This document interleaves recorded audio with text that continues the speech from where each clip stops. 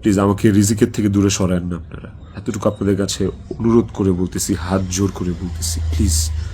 আমার এখন যেটা মনে হইতেছে সেটা হচ্ছে যে ইকরা আমার কাছে যতবার ডিভোর্স চাইছে, ও যতবার বলছে যে আমাকে ডিভোর্স দিয়ে দাও, আমার আসলে ওকে ডিভোর্স দিয়ে দেওয়া উচিত ছিল, তাইলে অন্তত ইকরা তো বেঁচে থাকতো। একটা টক্সিক সম্পর্ক ধৈরা বাইন্ধা টাইনা হেঁচড়া টিকায় রাখার থেকে আসলে ওই সম্পর্কটা না থাকাই ভালো। অন্তত মানুষগুলো তো জীবিত থাকতো। দেখেন, ইকরা মারা গেছে, ইকরা একা মারা যায়নি, ইকরার সাথে আমাকেও নিয়ে গেছে। আমি এখন একটা জিন্দা লাশ। পৃথিবীতে সবচেয়ে বড় শাস্তি কি হইতে পারে?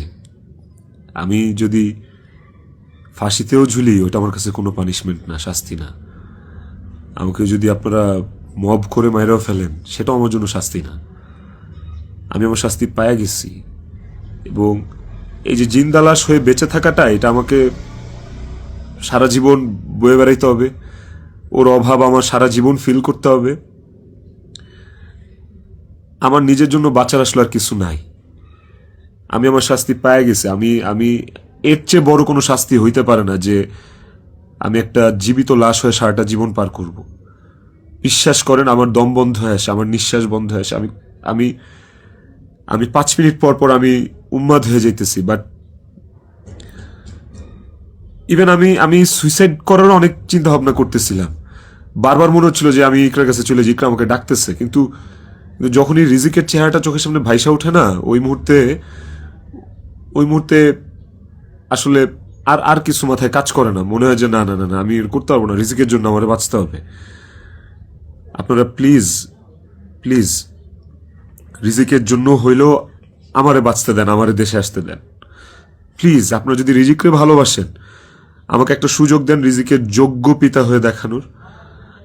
আমি ওকে একটা সুন্দর জীবন দিতে চাই। আমি ওর মায়ের অভাব পূরণ করতে পারবো না, কিন্তু আমি ওকে আমার বাবার ভালোবাসা থেকে, আমি ওর বাবার ভালোবাসা থেকে বঞ্চিত করতে পারবো না। আমি চাই না। আমি ওকে একটা আদর্শ বাবা হয়ে দেখাইতে চাই। আমার সন্তানটা আমার সাথে খুব কানেক্টেড। যারা আমার কলিগ, তারা দেখছে, তারা জানে যে আমার ছেলেটা আমার জন্য কি পরিমাণ ক্রেজি, পাগল। আমাকে আমার ছেলের কাছে যাইতে দেন আপনারা প্লিজ। ও আমার জন্য অপেক্ষা করতেছে। ওকে আমি মানুষের মতো মানুষ করতে চাই। ওকে আমি পৃথিবীতে সুখের একটা জীবন দিতে চাই প্লিজ। আইনের প্রতি আমার শ্রদ্ধা আছে। আমি দেশে আসলে আইন আমাকে যে শাস্তি দিবে, আইন যে সিদ্ধান্ত নিবে, আমি সেই সিদ্ধান্তের সাথে একমত থাকব।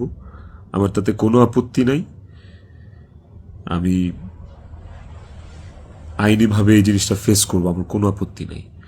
কিন্তু প্লিজ আমাকে রিজিকের থেকে দূরে সরায়েন না আপনারা, এতটুকু আপনাদের কাছে অনুরোধ করে বলতেছি, হাত জোর করে বলতেছি প্লিজ।